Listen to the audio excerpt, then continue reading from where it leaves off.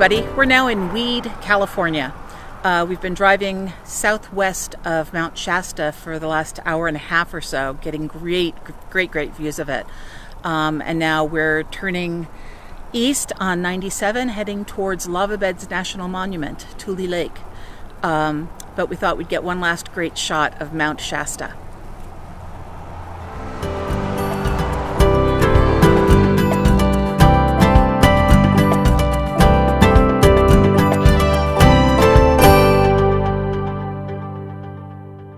We're here in, it's more or less winter time, first week of November.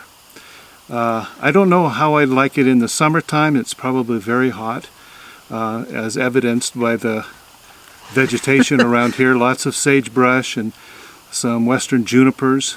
Hi, I'm Jennifer. This is Juniper. We are at a higher elevation. We're almost at 5,000 feet, so it's not going to get as hot as, say, the Central Valley. Yeah, I hear probably up into the 90s, so. Bearable. And then if you go in the caves, it doesn't matter because all the caves are like 58 degrees inside or something. Yeah, something like that. In the 50s, low 60s at the most. You're underground and it can be raining out. And this is one of those parks that you can explore because it's all underground.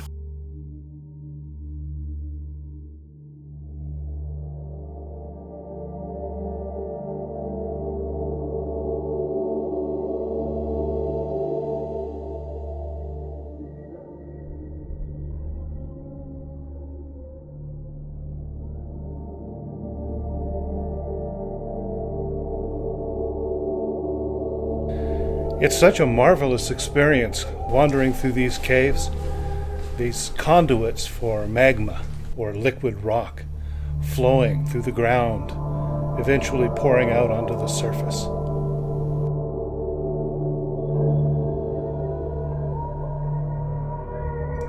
It's been a long time since I've been in the lava tubes, and I've never been in one that has artificial light, which makes it feel much less scary.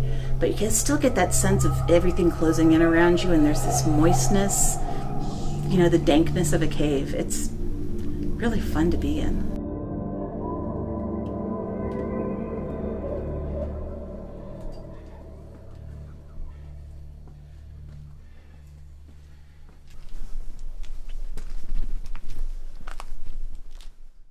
So the campsite that we're in is the only campground here in Lava Beds, and it's got two loops, an A loop and a B loop.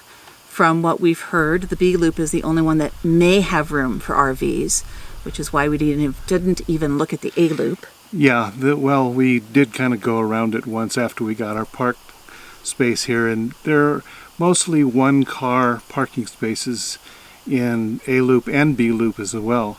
But there are a few that can take at least 27 feet of motorhome. There are others that take a little bit more with a towed. But you want to make sure that, if you've got a 40-footer, you're not going to fit. Sorry. But we did find a few spaces that were not only long enough, but also flat enough that would be comfortable to sleep there. Yeah. The landscape is really beautiful up here. Yeah, it's kind of a high desert chaparral. So it's different than mountains, but you get these grand sweeping views and you can see mountains further out, and there's just these layers and layers coming in and all the different kinds of cloud formations. It's great. Gorgeous, absolutely gorgeous. And if you happen to be a birder, we're near the wildlife refuge that is amazing. Yeah, and even if you just want to do a drive-through, stop by Mushpot Cave. Totally worth it. Later today we're going to be going up to the Petroglyphs, and especially if you're heading east, that would hardly be out of your way, I think. We'll find out when we get out there today.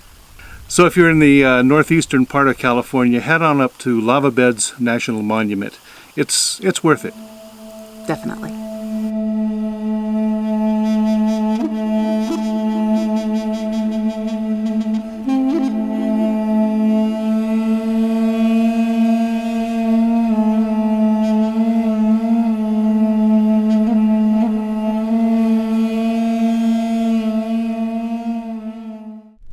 Hi, so we're here at Petroglyph Point. It's a separate unit of Lava Beds National Monument. Have to drive about 18 miles, and part of it's on a dirt road, so it was a little bumpy for a while, but it was worth it. The cliff itself is amazing.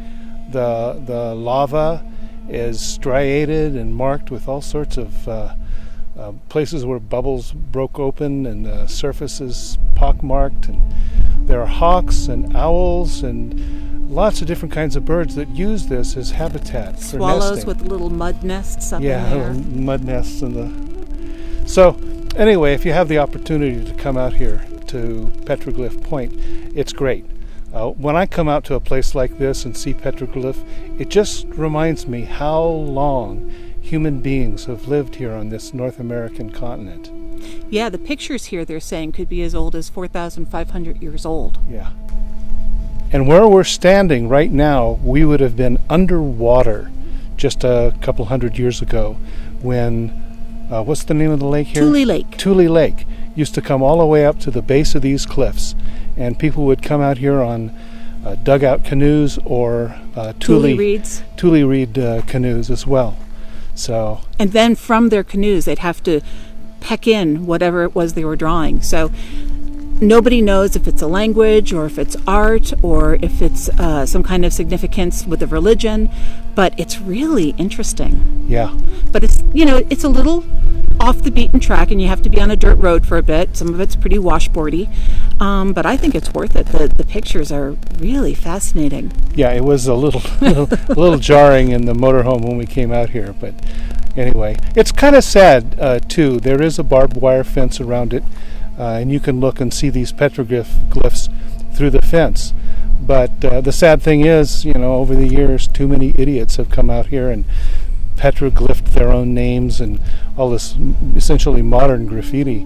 Yeah, tell us how you really feel, Bob. Okay, they're a-holes. Yeah, it's real. I mean, I know that some of them would say, well, what are the old petroglyphs? They're just graffiti. But we have so many other ways of leaving our mark. Yeah. Anyway, if you have the opportunity to come out here and you want to see petroglyphs, this is a good place to see them. Lava Beds has been a really fun trip. We had some personal stuff going on here too. We have his daughter and our grandsons here, so that was fun. But going down into that cave was really fun, and just looking at all of the vistas that are here is amazing. And sunrise, absolutely spectacular. Just wonderful sunrises. The clouds, amazing.